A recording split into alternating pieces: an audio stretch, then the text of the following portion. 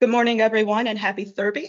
The Center of Integrative Environmental Health Sciences and the Department of Pharmacology and Toxicology welcomes you to our monthly Environmental Health Science Series seminar. And I am pleased to introduce to you Dr. Lonnie Sears. Dr. Sears earned their Ph.D. in school psychology and neurosciences from Indiana University and has currently been working as a licensed child developmental psychologist here at U of L for over 30 years. Dr. Sears specializes in children with neurodevelopmental problems, and today they will be presenting research results from the NIEHS funded study looking at the development and behavior of children who live near coal burning power plants. And a cool fun fact, since it is Thurby, about Dr. Sears is, despite working here for over 30 years, he has never picked a winning Derby horse. So now I will hand off the mic to Dr. Sears for their presentation.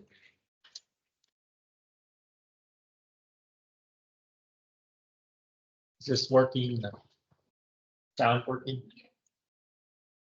Yes. Well, welcome everyone here, and glad you're here with me instead out at Churchill Downs. And as mentioned, I don't have a whole lot of luck out there, so it's probably best for me to be here too, presenting. I look forward to presenting. And I've presented maybe 2 or 3 times, either at a seminar or through the research interest group on this study. So what I want to do today was kind of emphasize some research that I hadn't presented before, just some interesting things. Right now we're wrapping up the study I'll describe and then looking for continuing it through additional funding. So we're kind of looking at, what's the hook that we can look for to keep working with the project. And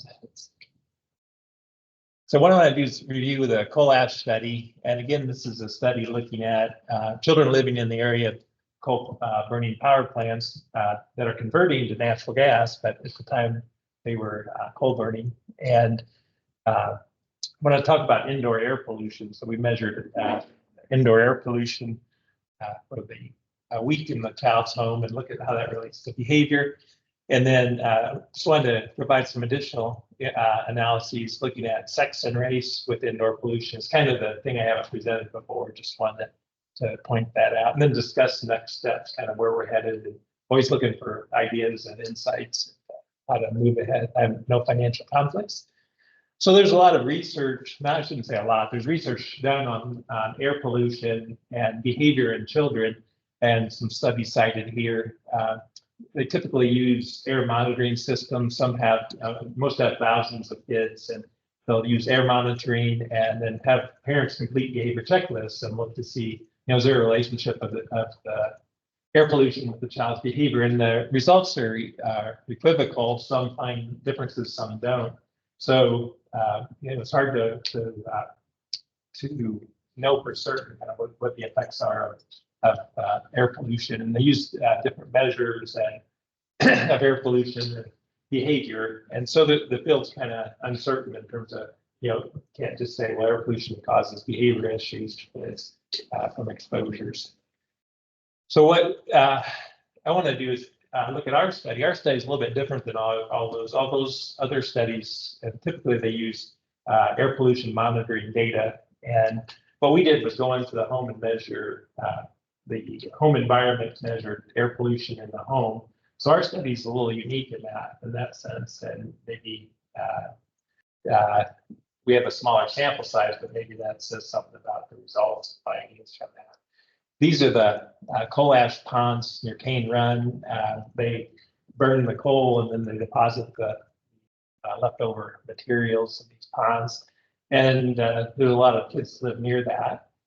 And back in the past, before these ponds became, one has been covered, but residents complained about the fly ash that's visible. So the fly ash was visible, everybody saw, and raised health concerns. So it was something that could be seen, versus something that's unseen, and raised community concerns.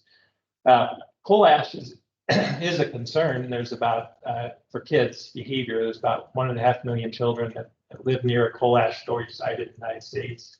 And I think the EPA is changing regulations and providing more guidance in terms of covering the coal ponds and protecting you about flooding and the ponds overflowing and so forth. And so it is an issue that could affect a lot of people. And Lonnie Sears and Chris Zero did an initial survey back in 2017 that compared the area and the kids in the area, the coal burning plants with kids that were in similar demographics but not there. And they found increased reports of ADHD, sleep, DI, and respiratory problems. So that kind of kicked off the study.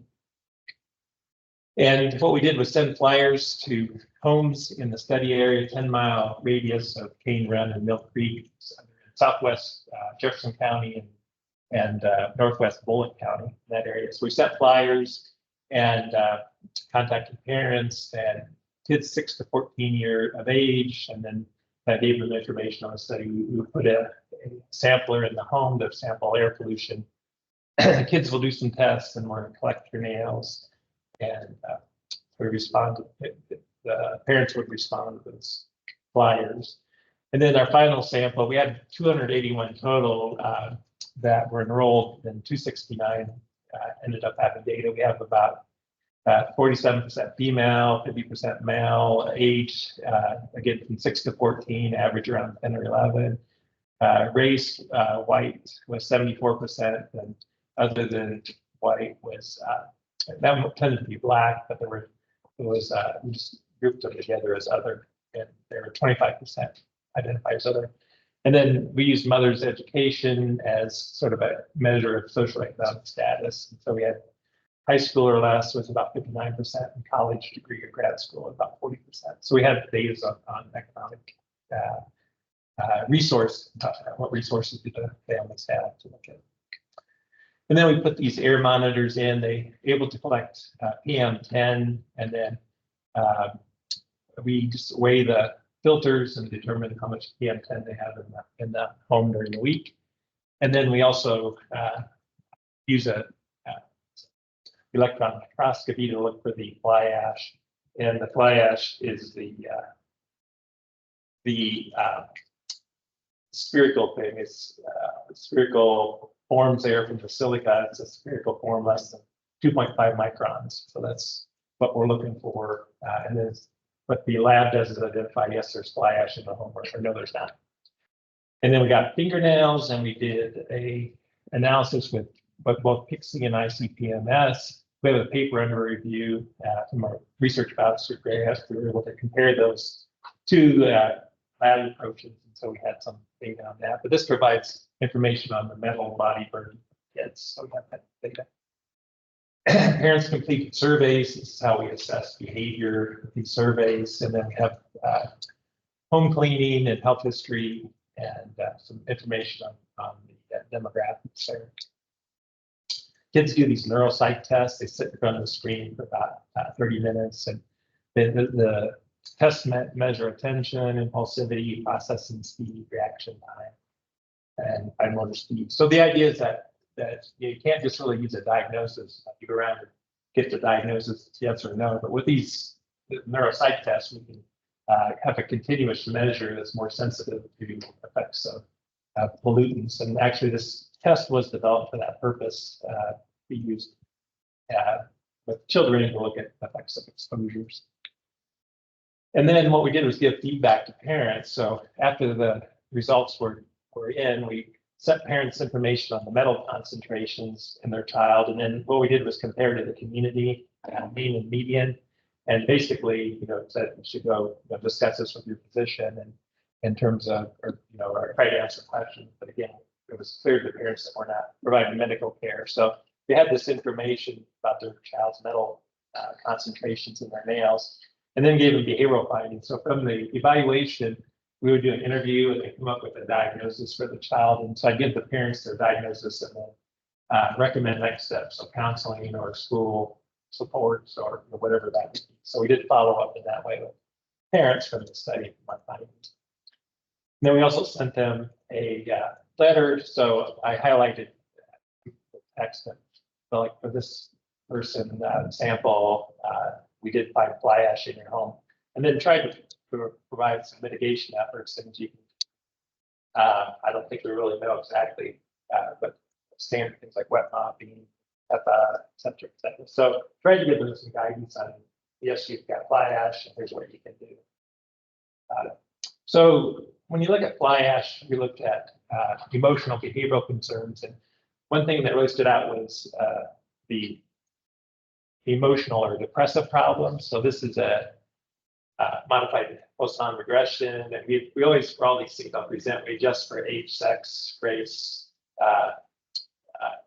For this one, we did mother's anxiety and traffic exposure, and we used Charlie actually helped us do this. I think the environmental justice index, the traffic measure there, and so we had that measure of possible other exposures. But so this is a measure of depressive problems, and it indicates that kids that were exposed to fly ash had more significant issues with depression problems. And the thing we're looking at is the diagnostic criteria: feelings of sadness, hopelessness, loss of interest, short temper, irritation, tiredness, memory loss, sleep disorder. So those are the kind of behaviors that parents are reporting at a higher frequency if there's fly ash in the home. And again, we tried to control for that.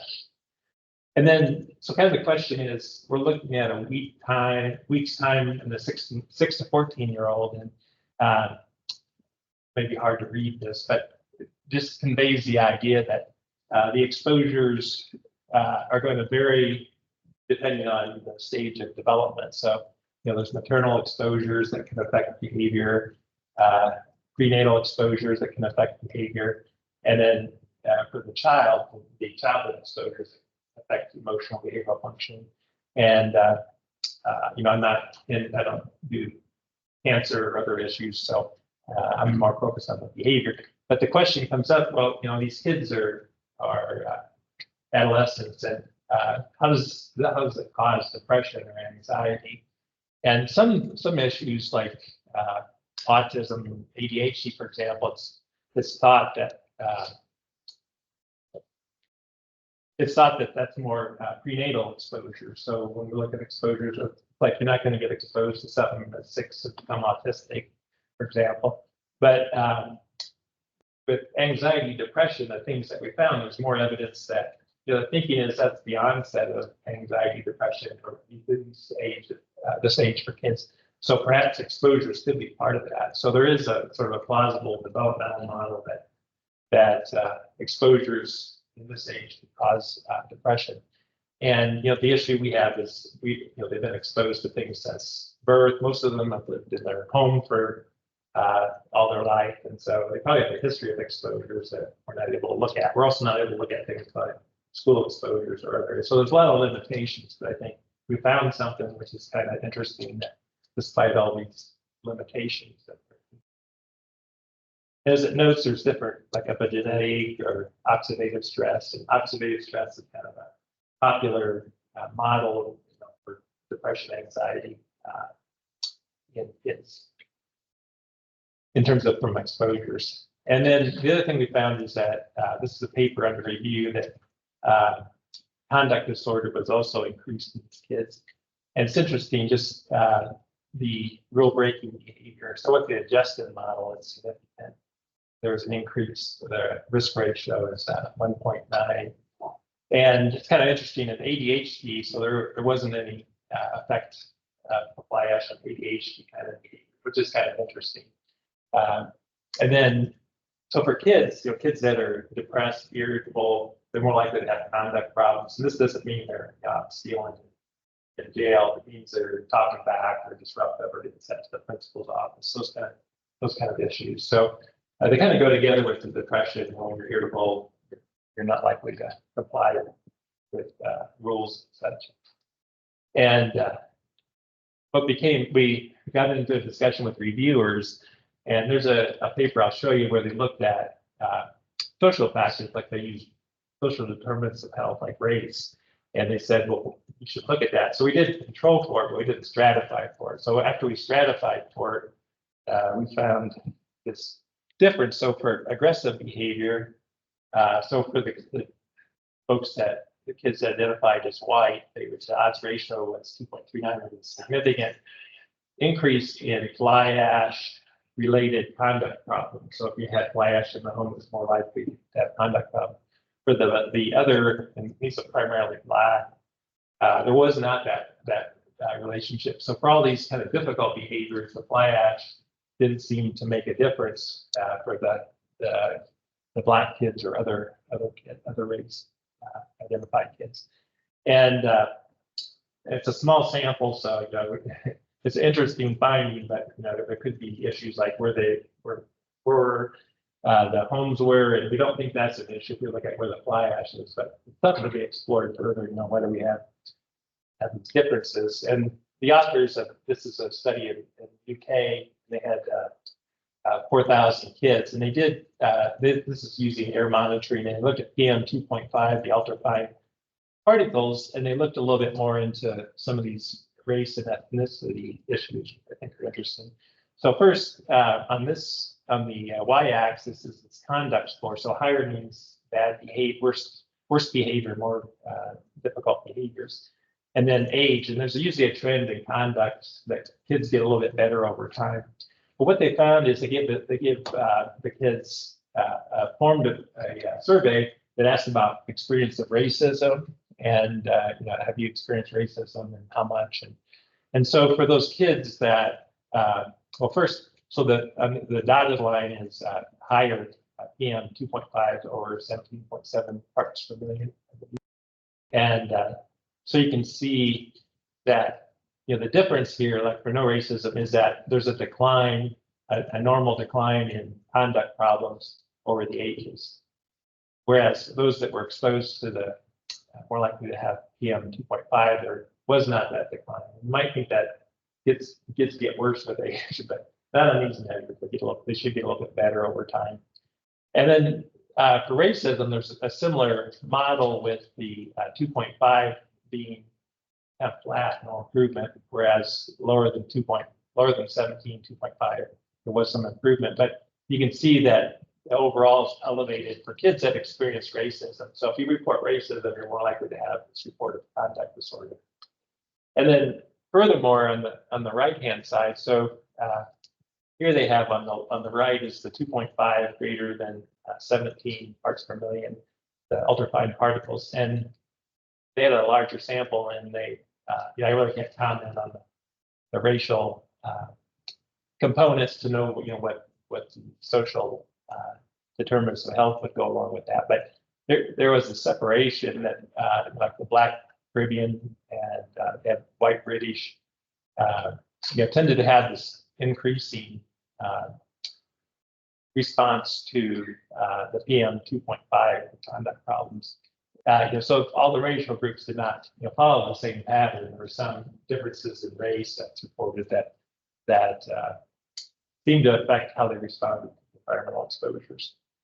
And then they had this model just to kind of explain it. So if you look at the conduct problems here, there's and this makes sense. For kids' behavior, it's not just going to be air pollution that causes it, but trying to incorporate the social determinants of health, the air pollution, racism, ethnicity, how that impacts parental and things like parental mental health and health behaviors, parenting, and to try to explain that. So we're kind of in our follow-up and under review now, and kind of try to address those kind of issues more, which is social determinants of health. How do you fit in that analysis with looking at air pollution?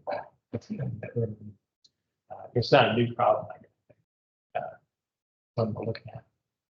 And then we also, that's kind of the race differences that came out of our data that we're following up on. There's also sex differences that I mentioned before. So that test that I showed you, that neuropsychological test, it has what's called a continuous performance test. And what this is that the child sits in front of the screen and then it has these shapes, colored shapes presented. So like we'll say, hit the button whenever you see the red triangle. And so there's a red triangle, and then 1,000 milliseconds later, at variable time, there's a blue square, red square, yellow circle. So they get presented, and it's a measure of attention. So again, we can't just use ADHD yes, no, but we try to measure attention this way. So if you're able to attend to this, it's a boring task, do it for about 15 minutes and kids get bored with it. So we look to see, how well do you do at hitting the button to the correct shape, and you pay attention to that, how quick do you do that? So what happens is we get these different scores, and one score is called a commission error. So this is when you hit the button when you shouldn't, and it's kind of an impulsive. So when you're supposed to do it in a red triangle, but they hit it for the blue square. And so that's kind of an impulsive response. You're waiting for the target, but you're hitting it for the wrong target. That's a commission error. What we found was that for the relative risk, so there was a difference in commission errors for females. There's a total one, but it was due to the females making more commission errors, being more impulsive on this CPD task and on another, kind of in that trend too, on this other one. So females tended to be more impulsive, and this is related to the PM10. I should have mentioned that first. So what we did was get our PM10. This is a continuous variable, so how, weighing the filters, how much PM10 did they have in the home, and then correlating this PM10 with performance on this test. So for females, the PM10 was producing more of these impulsive responses. The more PM10 you had in your home during that week, the more likely you were to have these impulsive responses. And stop me if you ask questions. Clarification. And so what's kind of interesting, this is a busy slide, but this is the adolescent behavior adolescent brain and cognitive development study. There's 8,000 children these are 9 to 12-year-olds that got MRI. So they sat in the scanner. They had this, what they call restriction spectrum imaging. It's kind of looking at white matter tracks and water flowing through the brain in the white matter tracks. That's how it images it. And so they're looking at, our study said, well, females are more susceptible to pollution. And so what they did was, with this large study, they looked at these different brain projections. So these are like white matter tracks in the brain, throughout the brain. And they set in the scanner, got the imaging. And I don't know, so this is the males are on the left.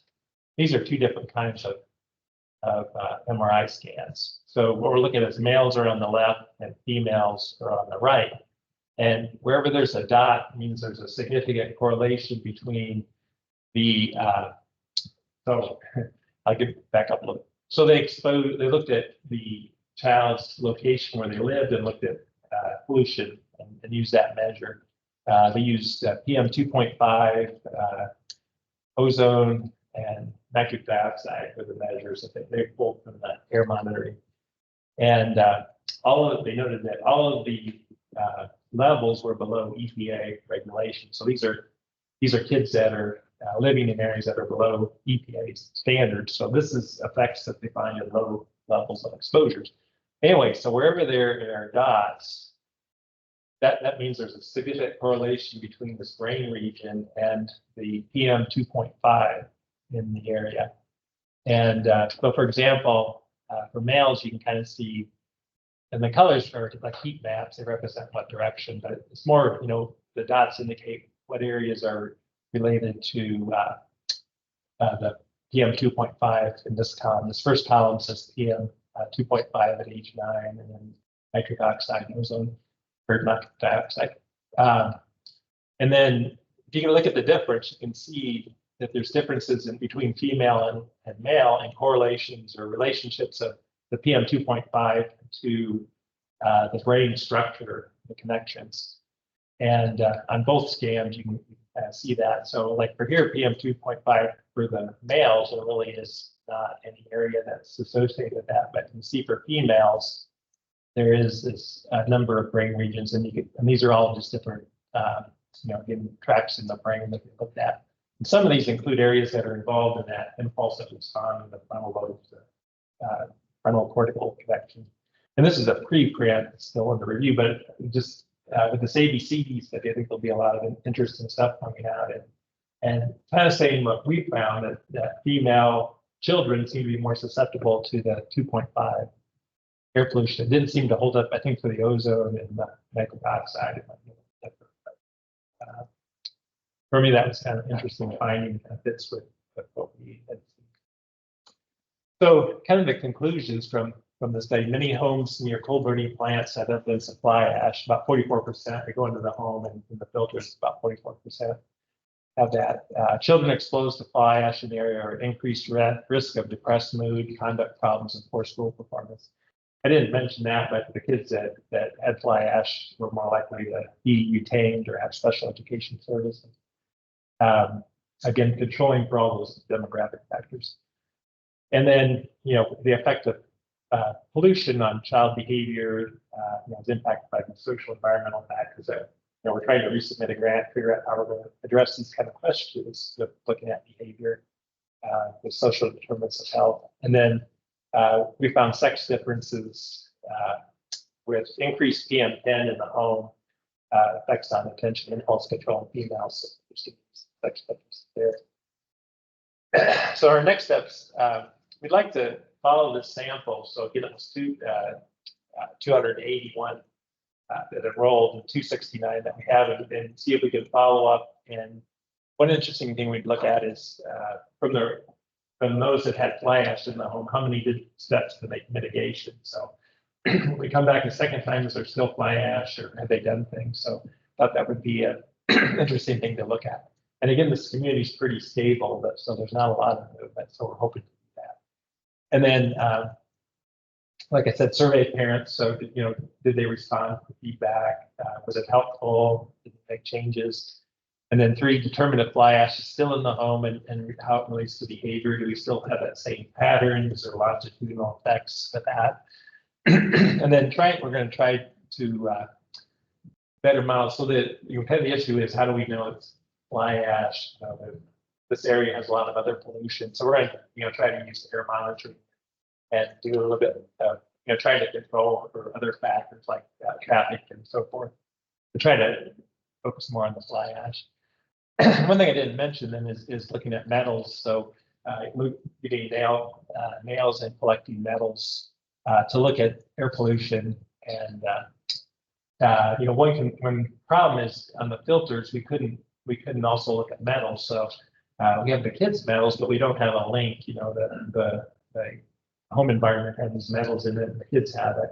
So we don't know that link, but we'd like to try to do that next time. Let's get a little measurement of the metals in the air. And then assess the relationship of toenail metals and neurobehavioral health. And that's kind of my interest, is the heavy metals. And we've looked at manganese. I'm interested in manganese because of the effects on the brain and development. And so we did a study of manganese and found that it was associated with attention problems in kids. And with working with a statistician at UAB, we did this BKMR. So it looks at, you're able to look at multiple metals together. And the interesting thing that following up on, so these are the metals we use: arsenic, cadmium, manganese, lead, and zinc. And then it kind of gives you a picture of how they interact. So for this, it's how fast can the kids respond to that target. That was a significant thing, the response time. How quick can you process things? So a higher score on the y-axis means you're slower. So higher is bad. You're slower at responding. And then on the x-axis would be the levels of manganese and different metals. And there's some interesting differences, but the one I was interested in was the up at the top here. So what's that saying? If you look at the quartile, sorry about that. If you look at the quartile, so red is it means that arsenic is at 10%. So for the sample we have, those at 10% arsenic versus 50% versus 90%. And so for those kids with 10%, more manganese didn't affect their performance. In fact, it made it a little bit better. But 50%, you're kind of stayed the same as manganese increased. But the big change was when they had 90% arsenic, kids with 90% arsenic in their toenails. Then manganese was really associated with decrements in performance. So we found manganese is significant, but when you break it out, there's this interaction with arsenic affecting how quickly you can respond to a task. You see that red square, how quick you hit the button. So it's affecting a neuropsychological measure for the kids. And again, this is control. We use controls for all these demographics too. And my interest is like for manganese, trying to incorporate some study of metals, and with this as ADHD and autism as examples of neurodevelopmental disorders where manganese may be playing a role, and there's multiple systems that can affect, as is noted here, and there's different kinds of effects on neural development and through the brain, but also in autism, especially, like there's this interest in the gut-brain axis, and manganese also affects gut function and thyroid function. So it has the opportunity, overexposure has the opportunity to affect a lot of brain systems indirectly or directly effects on the brain. So it's kind of interesting in terms of looking more at the metals and figuring out these interactions. Create additional learning challenges or behavior challenges. And just acknowledgements, we had that research voucher and our NIH grant was run out and hope to renew it, or not renew it, submit an updated grant. And then Chris Zierl is the PI for this NIH grant. She's at UAB, and Melissa Smith's a stats person. Guy Rock was here before, and John Myers stats at OSU, and then Louisville folks here. So questions?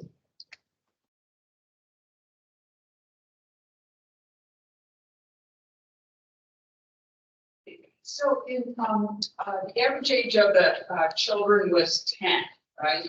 And I'm wondering if at age 10, with some plus or minus, whether some of the girls were pubescent, had they undergone puberty, and could there be some sort of behavioral as well as hormonal changes that could account for some of the results that you see that would be different boys lag a bit behind in terms of pubertal stage that it is. Yeah, we didn't assess like Tanner stages, so that's a possibility.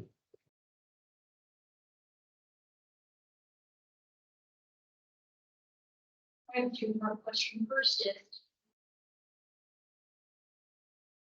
if not, why not?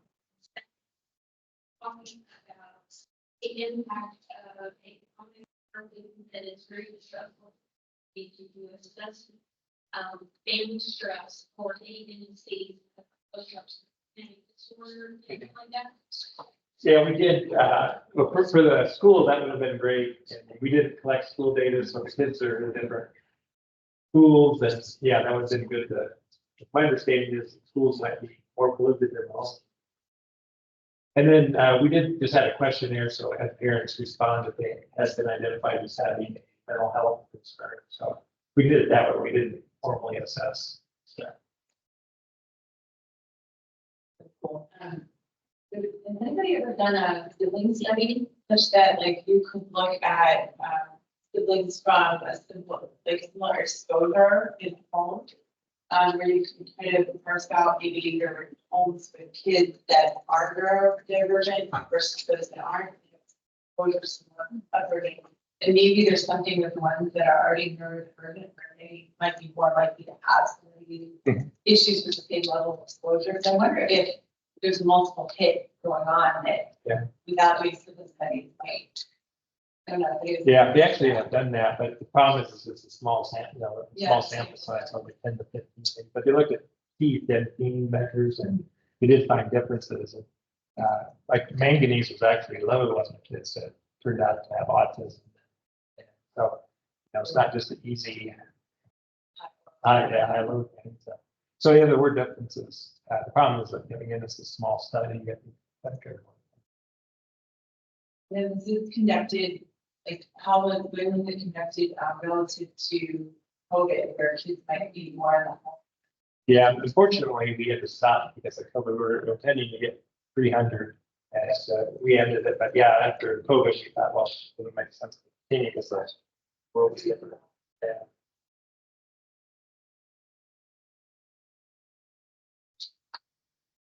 Such a wonderful talk. I have two questions. The first one is, when you are looking at the metal concentration in the veins, how are you going to ensure that that represents air pollution and not from a secondary source like water or food? Right. Yeah. That's why in the follow-up, what we'd like to do is assess, get more data on pollution using the air monitoring. We thought about collecting water samples also. And the fact is too that most of it is probably outside of, well, the fly ash is in the ground. You know, the ground in that area is not in that area, but in areas around coal plants or higher metals there. So, there's a lot of different source of like an exposure other than air monitoring. What we're going to try to do is try to collect as many measures as we can and try to sort that out. Great talk. A couple questions. One, the interaction between arsenic and manganese, was that supported by additional survey-based measures, or had you surveyed the participants, which had the nails? No, we don't. We didn't follow up with that. We're still kind of trying to figure out what it means. I mean, the other thing is too, you just like with this PMR, if you just do total metals, total metals are bad, so that takes out everything. So just having metals is bad for the kids. But then, yeah, trying to figure out that interaction, we didn't really. And it's bad that kids have arsenic in their nails. So to follow that, have you considered looking at baby teeth at all for sort of earlier exposures? We love it. Yes.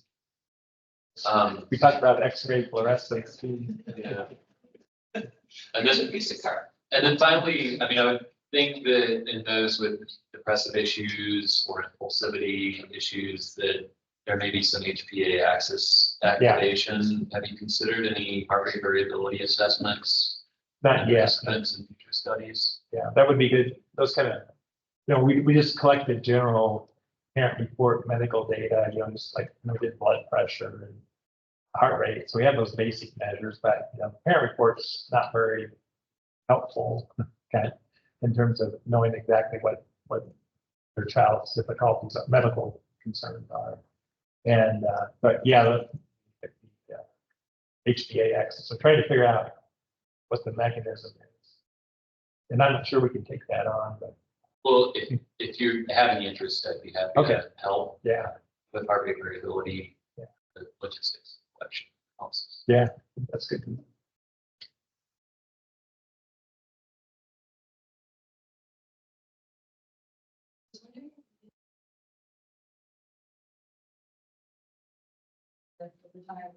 Then also like HVAC systems with filters. So we broke the 10-mile radius up into a grid, and then we sampled according to the season. So we selected grids based on the season, and that was the only kind of control for the air pollution outside air. We didn't go use the air monitors or for that. We used that traffic variable, which may be somewhat helpful. So we didn't do that. What was your second part of that? It was an HVAC, so like the. Oh yeah. We asked parents, so we do have that data. We use a vacuum HEPA filter, or so we do have that information. If they have HVAC or filters, they really we haven't. There's things like pets. Well, we initially looked at it. Having a pet is increase the risk, and I haven't looked at the data recently. But having your window, so there's some things like that, but I don't feel like we have enough knowledge to make educational statements about what to do yet. More comments than questions. So if you're interested in manganese effects, might look to see if there's any cohorts available in the southeast Ohio. Yeah. Because there's manganese water. Yeah. And then if you're interested in expanding the cohort in other areas of the country, the TRSC can help you with that. Okay. That's actually pediatrics. this one. Okay, yeah, we're looking at that. And I know the Cincinnati group's looking at the Ohio. Could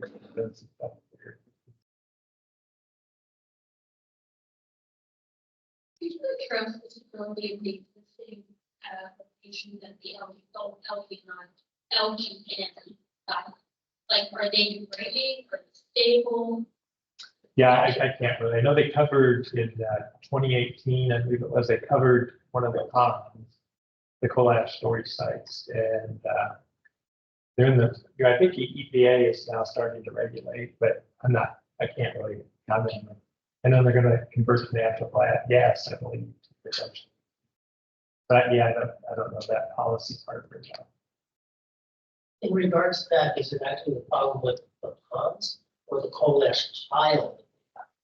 So if you look at your early Yeah. slide there, there's a big black mass, which is the coal ash pile, which clearly stuff blows off. But I think they've stopped the blow off, they covered it, or at least they did a few years ago, whether it's stable covering.